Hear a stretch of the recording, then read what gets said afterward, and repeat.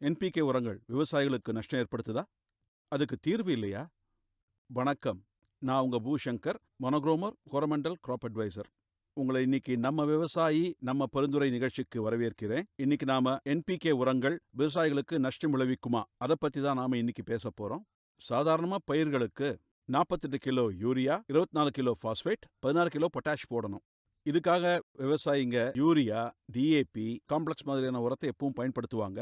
யூரியாவை நிலத்துல போட்டதும் கிட்டத்தட்ட 50% நஷ்டமாயிடும். அதே மாதிரி பாஸ்பேட் 80% நஷ்டத்தை தரும். பொட்டாஷ் 90% நஷ்டமாயிடும். இந்த நஷ்டத்தை தடுக்க முடியாதா? கண்டிப்பா தடுக்க முடியும். எப்படின்னா, ஒவ்வொரு விவசாயிகளும் உயிர் உரங்களை பயன்படுத்தணும். உயிர் உரங்கள்னா மைக்ரோ ரைஸா இருக்கு, மைக்ரோ ஆல்கே இருக்கு, என்பிகே பாக்டீரியாவும் இருக்கு.